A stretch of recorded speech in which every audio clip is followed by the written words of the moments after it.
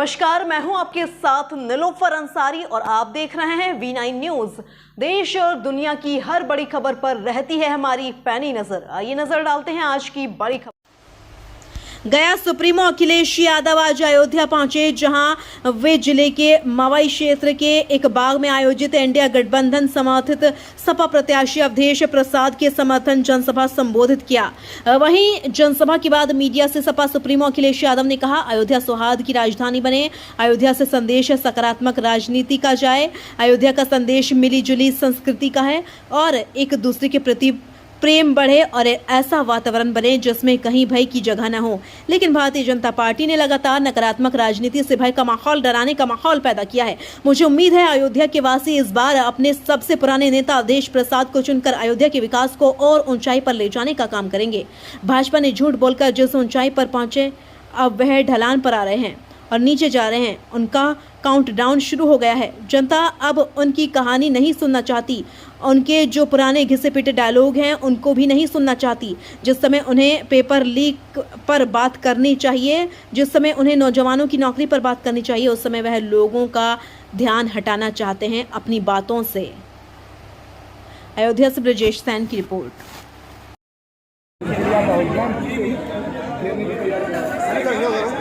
अयोध्या सौहार्द की राजधानी बने, अयोध्या से संदेश सकारात्मक राजनीति का जाए, अयोध्या का संदेश मिली जुली संस्कृति का हो, एक दूसरे के प्रति प्रेम बढ़े और ऐसा वातावरण बने जिसमें कहीं भय की जगह ना हो।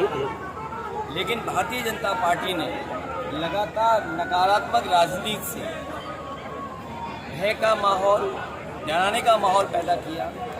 मुझे उम्मीद है अयोध्या के वासी इस बार अपने सबसे पुराने नेता आदरणीय अवधेश प्रसाद जी को चुन करके अयोध्या के विकास को और ऊंचाई तक ले जाने का काम करें।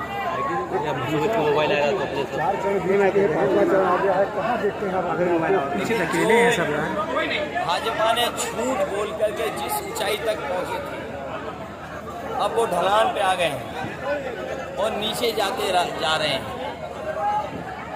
उनका काउंटडाउन शुरू हो गया है। जनता उनकी कहानी नहीं सुनना चाहती और उनके जो पुराने घिसे पिटे डायलॉग है उनको भी नहीं सुनना चाहती। जिस समय उन्हें पेपर लीक पे बात करनी चाहिए, जिस समय उन्हें नौजवानों की नौकरी रोजगार के बारे में बात करनी चाहिए, वो लोगों का ध्यान हटाना चाहते हैं अपनी बातों से। लेकिन जनता, नौजवान सब सावधान है। और जहाँ किसान की आय बढ़ानी थी, आज लागत बढ़ा दी, महंगाई बढ़ा दी, भ्रष्टाचार बढ़ा है। और जो इलेक्टोरल बॉन्ड है उसने भारतीय जनता पार्टी की पोल खोल दी, पोल भ्रष्टाचार की भी खोली और महंगाई की भी। जिस कंपनी से इन्होंने अगर चंदा लिया है तो स्वाभाविक है वो मुनाफा कमाएगी, और जब मुनाफा कमाएगी तो स्वाभाविक है महंगाई बढ़ेगी। इस सरकार ने चंदा लेकर के, पैसा वसूल करके भ्रष्टाचार और महंगाई बढ़ाने का नया फार्मूला दिया है। और साधारण देखिए, मोटरसाइकिल की कीमत क्या है आज से 10 साल पहले मोटरसाइकिल क्या थी, डीजल की कीमत क्या थी, और जो दवाई हम आप सब खाते हैं, पहले 500 mg में बुखार ठीक हो जाता है। अब बताओ 650 खाना पड़ रहा है mg, उसके बाद भी बुखार नहीं ठीक हो रहा है। और दवाइयाँ कितनी महंगी हो गई, इलाज नहीं दे पा रही सरकार। जो व्यवस्थाएं बनाई थी, मेडिकल कॉलेज का समाजवादियों ने दिया, मेडिकल कॉलेज की नींव में अगर कोई है तो समाजवादी लोग जो है, जिनसे बहुत सारे लोगों से मेरी बात हुई है, सबके मन में एक चिंता है कि क्या इस बार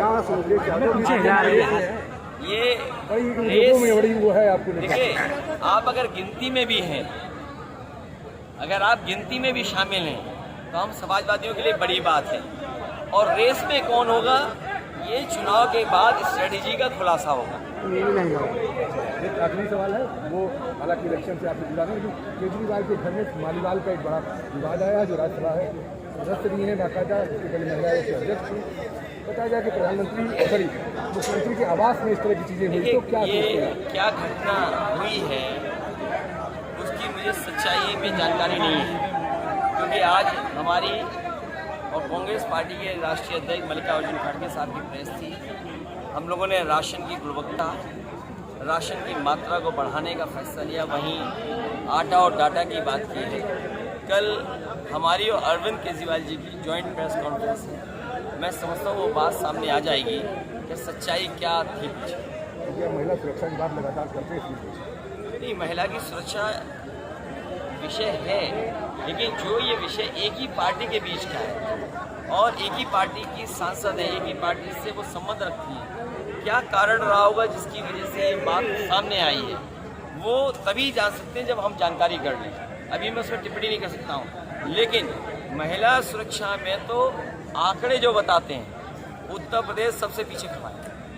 एक आखिरी सवाल, अब चूंकि आप इलेक्शन नज़दीक हैं और आप दावा भी कर रहे हैं कि सरकार बनने की स्थिति में है इंडिया गठबंधन, तो क्या कॉमन एजेंडा कोई बनेगा इस तरह?